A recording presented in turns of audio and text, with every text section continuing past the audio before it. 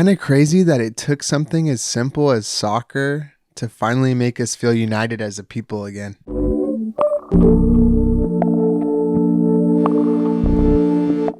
I was at the bar a couple weeks ago. I was watching the Mexico and England game, and it was a really interesting experience and something that I really enjoyed. I have never been this huge soccer, football fan, any of that. The World Cup's cool. I know a little bit about the Premier League, but I have never been like this invested in a sport or in a world thing on a world stage. Like even the Olympics, I don't care about that much. And it was so cool to see everyone locked in on this game at the bar. You had people there rooting for England, most people there rooting for Mexico because I live in Southern California. So obviously we have a giant fan base there. And I was myself, being half Mexican, was really excited to see Mexico even go this far to begin with. But everyone was really locked into this game. I barely saw anyone on their phone, even in my own little group of friends. People were sharing drinks. It really felt like everyone at the same time in the whole world was kind of sitting around watching this game. Even if the bar was just kind of like a small microcosm of that, people were talking to strangers. Some people were talking shit. People were yelling and screaming when the goals were happening. When England would do something good, you could feel the energy of the entire place kind of deflate. And then Mexico would do like fucking literally just get like something, a call on their side, and it would erupt like crazy. Or when they made the penalty kicks. And especially people around my age, I feel like we're so half-assed doing activities, especially big social gatherings like this. Everyone's still kind of on their phone. Everyone's still kind of checking like what else is going on in the world. But it felt like none of the other stuff kind of mattered. People weren't caring about the work that they still had to do. A lot of people weren't caring about all the crazy shit going on in the world and politics. And it felt like for at least the next like 2-3 hours during this game, everyone could kind of forget about all their own individual lives and come together for this kind of fun, collective, and joyful moment. And it wasn't so joyful, I guess. Mexico lost, but it didn't feel the same way how sad it feels or depressing when you go to like a baseball game and someone loses, or when you go to any other type of sporting event, because everyone was clapping and shit at the end, and it was almost like, wow, at least we made it this far.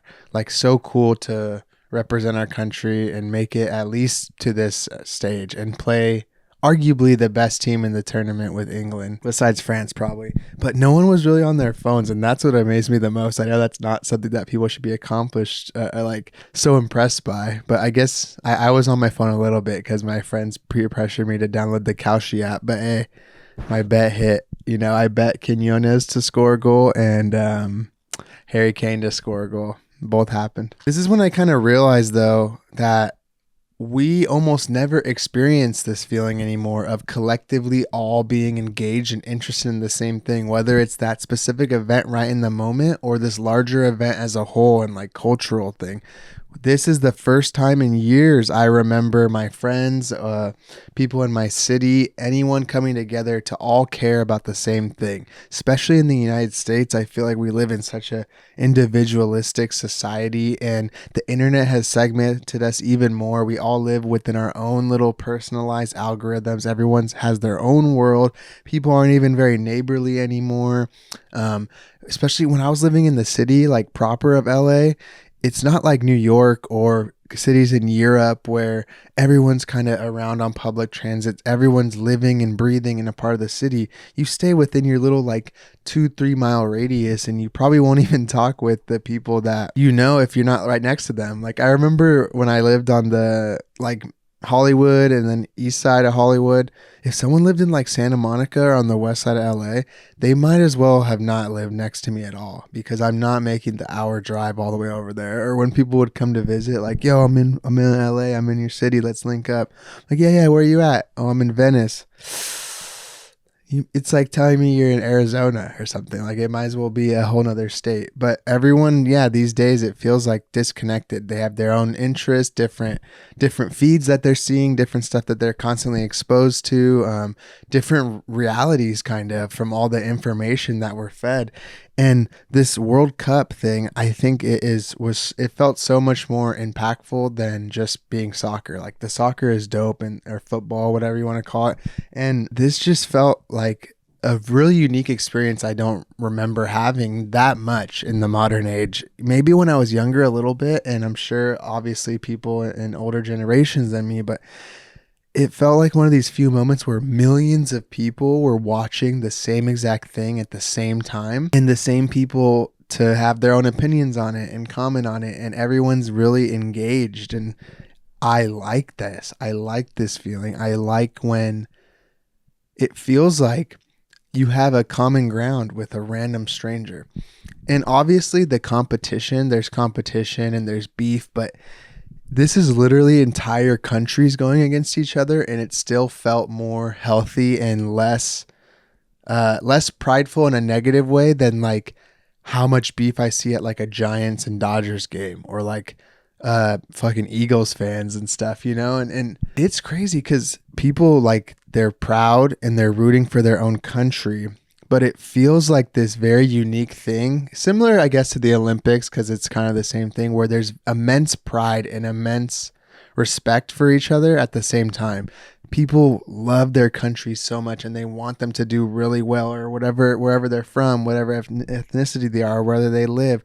They really have this pride in this country and they want them to compete well in the World Cup. But it feels like pride without becoming hateful. Maybe not Argentina. For the most part, I see very immense pride in all these different countries, in the people enjoying them, but without it becoming nefarious or hateful towards the other groups. You really want your team to win and you really want your country to go far, but you have like honor. When we're just the fans, it's not, I don't know how the actual players feel because I'm not fucking Holland, and I don't know. It's just cool to see like everyone really wanting their country to do well and perform, but still respecting everyone else's. And I don't know. I think that it's nice to see that. Usually I see sports as a big uniter, yes, of people who are the same fans of each other. Like Dodgers fans love each other. Raiders fans love each other. I see so much camaraderie I saw with like Warriors fans when I was going to school in Chico.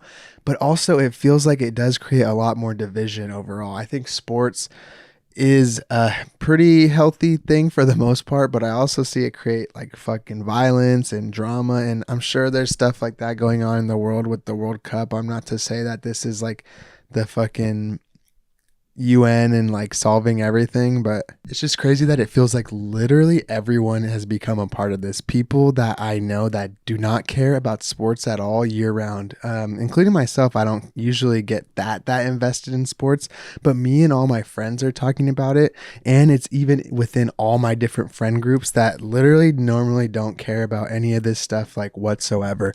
My wife never cares about sports or the UFC fights or any of that stuff when we watch them, and she's literally been watching it and invested, and she became like a huge fan of Brazil, and now she wants Norway to do well and really likes Holland. And I was like literally went into the kitchen the other day when she was making coffee or food or something and saw her watching the Portugal and Spain game on her phone, like for no reason, unprompted at like 1 p.m. And that would probably never be the scenario for like a Laker game or Dodger game or whatever. And it's cool. Like your people at work, random strangers you meet, like people are betting on the games. People are talking about it. People are really invested in all the different storylines and all the different things happening. And it feels like the best possible distraction that you could think of to take us away from stuff that you don't want to be thinking about. Like you get your good shit to think about, your family, your work, your creativity, your outlets, all your hobbies. But now you have this other thing to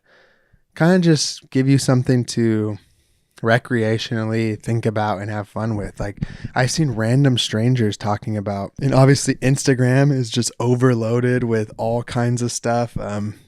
The sports pages even that rarely post about soccer are posting about it. And I think the reason this feels like even more significant to me and something that is a standout moment in time is because in the US, we have the MLS, but soccer is not really our shit. Like football to us is not fucking soccer.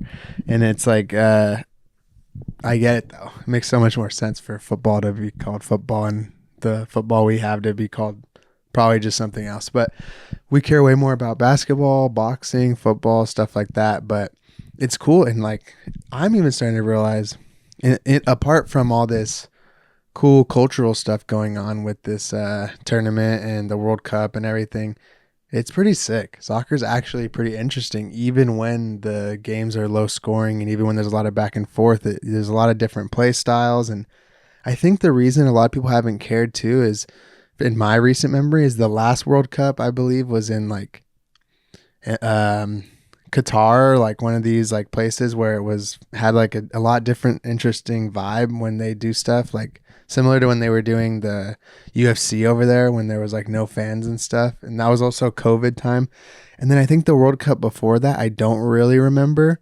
But the one before that, I do remember Germany won, I'm pretty sure. And that's when I was like 16 and I was still working at Del Taco. And I remember the cooks and everything watching the stuff on their phone. But I wasn't that invested in it at the time. And maybe because I was younger, I didn't care or whatever. But now I get it, you know? And I think another reason that people get so invested in this stuff and it's making us feel like we have way more to talk about and think about and do and come together is the fucking storylines. This shit is like, it's kind of like WWE where like the fighting and like the match is like almost secondary to all the cool like storylines going around it. Like the World Cup is kind of like a Netflix show. Like I see people talking about the stuff on Twitter and on Instagram with the breaking news graphics and stuff. It's literally similar to like Love Island or one of these bullshit reality shows, but this is entire countries competing against each other through a sport. I mean, you have Cape Verde, like this tiny country from Africa, taking down some of these giant powerhouses. Like they literally, if I'm not mistaken, I felt like they beat Germany in the initial knockout stage. They fucking went toe to toe with Argentina, who is like probably one of the better teams in the tournament.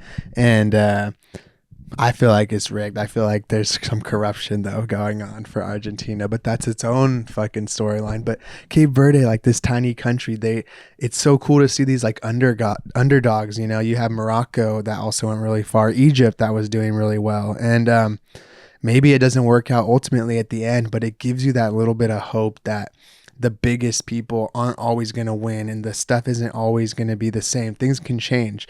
Brazil and Germany both didn't do that good respectively to how good of it like they normally are. France did good. That's cool, but them being really good in a powerhouse is more of a recent thing. It was cool though to see like all the scripts kind of flipped, and maybe it doesn't work out as much as you want and the underdog can't go all the way and win the whole thing, but I think it gives people something to root for and a little bit more hope. The goalkeeper from Cape Verde, I feel like he was like 40 something and he did like a perfect clean sheet against Germany, and he went from 1 million or 500k Instagram followers to like 40 million or something. It's crazy how much people of the sport celebrate the people that they like and the players. I mean, I think Cristiano Ronaldo is the most followed person on Instagram, so that just shows how big this stuff is worldwide. And Mexico doing pretty well and even being in the tournament to begin with and all the excitement around that, like getting to celebrate that part of my heritage and being able to enjoy it, especially here in Southern California, and go to the watch parties and go to the bars. And there's so much excitement around it. And USA even did actually pretty well considering they don't even usually make it into this stuff. And we're pretty ass at football compared to all the other countries traditionally, but I think we were kind of holding our own. I mean, there was some corruption like with Egypt versus Argentina where it felt like they were getting terrible calls, and a lot of this stuff was happening right after the time that the coach from Egypt was criticizing like the stuff going on with Palestine and shit, and it's in Israel, and it's crazy. Like there's so much lore and things going on. Like even if you don't care that much about the physical stuff being played on the pitch, it's exciting. And I don't know, it's so cool to see everyone suddenly become like this emotionally invested in something like this. And I think I understand now why this sport and soccer and or football or whatever is like so big around the entire world. And we sometimes, I think in such an individualistic and nationalist way as in the United States, and we think our sports are better and stuff. And I do really love baseball and basketball and stuff, but this shit's different. It's so like a global phenomenon. And I always wonder if the people in the US played soccer, how well they would do. Like if, not to say we don't play soccer, but like the really good athletes that would go to like the NBA, like a LeBron James or something going to the NBA, or, like Calvin Johnson, like a really freak athlete that was in the NFL. What if they played soccer? Like they would be like fucking Holland, like just knocking people over. Oh yeah, Holland and Norway. That's such another cool storyline. Dude's like 6'5", huge. Like all the memes around him, like the way he plays, it's so fun and exciting to watch. And also taking Norway all the way, like putting that team on his back and taking them farther than they've ever been in the tournament, and being tied with so far when I'm recording this with goals for the Golden Boot Award thing with Messi and Mbappe, I think, from France. And in my ancestry, it's my non-Mexican side is dominantly Norwegian, so I have Mexico and Norway. Those are the two teams I was mainly rooting for in the World Cup, and I don't know what's going to happen at the time of this, but I'm betting on Holland to go all the way, even though I think England and France have the best shots. I like to root for something a little more exciting sometimes. But underdog that feels possible, though, not like way out of the world long shot. Get it why it's big around the world, and America is, I think, finally getting a little taste. I think that the rest of the world gets to feel this all the time, especially with the leagues in Spain, the leagues in Germany, Premier League in England. I think they have this experience all the time, and this culture going to pubs and watching sports and being like so diehard for their teams. That's like a generational family thing, like almost more than the actual where you're from. Like they're so loyal, and it's such a like just infectious fandom. I think that it's a little more nefarious though. Like I see the teams fighting each other in the Mexican leagues, like the fans, and especially the leagues in England, like Arsenal fans fighting like Chelsea or Liverpool or whatever. And I don't know, it's crazy like that. Here in America, we don't really get that. We only get it with certain sports or like the Super Bowl or some stuff in baseball. But when the World Cup comes around, we get to like microdose this feeling of how people get to celebrate soccer all year round. And I think that it'd be cool to have it more. I think it is on the growth a little bit. LAFC and stuff is kind of getting a little popular. I think the MLS is starting to be taken a little bit more serious, but who knows? I think that for now though, every once in a while when the World Cup comes around, I guess that's when we get to live in this kind of cool limbo dream state of watching people play soccer and maybe taking other stuff around the world a little bit less serious. And there's still like so much bad shit going on in the world, and seeing all these different countries competing against each other, it still does remind you of all kinds of injustices and conflict and all the division that's happening in real life on the internet, all the hyper segmentation of different people's politics and choices. But it feels like something as simple as watching people play these sports and watching people have pride in their countries without it becoming hateful, at least for a couple hours during the games, you can feel a little bit more hopeful for society and feel like we're a little bit more united, and we can maybe somehow get over our differences, or maybe people can change their mind for the better. And I think that when people have something that's a little bit bigger than themselves to celebrate and enjoy, and something that isn't rooted in hate or supremacy or division, I think that it reminds people that we're a lot more alike than they think, and there is a lot of common ground we can find, even if it's something as simple as disliking the same sports team or liking one. Maybe for, the 90 minutes, we can forget about all that bullshit happening, and stuff's still important and needs to be solved in the world, but sometimes it's okay to take the pressure off and tune out and look at the things through a glass half full and find the silver lining in some stuff. And I don't think that soccer or the World Cup is going to fix the world, but I do think that we need more things like this that will make us feel like we're on the same team.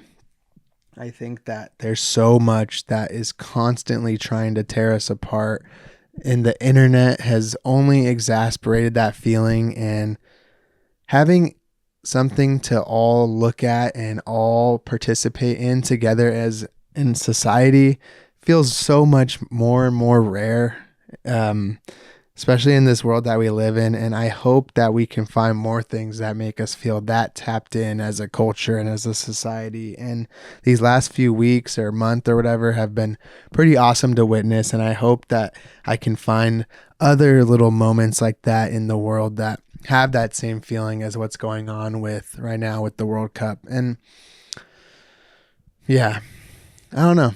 That's just something I've kind of been noticing. And I don't know, have you guys been watching the World Cup? That's mostly what I've been thinking about the last few weeks outside of work and a couple other things. But what's been on your mind lately? What have you been thinking about? What's stuck in your head? Whatever you want to call it. Leave me a voice memo, DM, comment, send me a letter on a pigeon, whatever it is, and maybe I'll talk about it. Yeah, subscribe, like, all that shit, and I'll see you in the next one. Peace.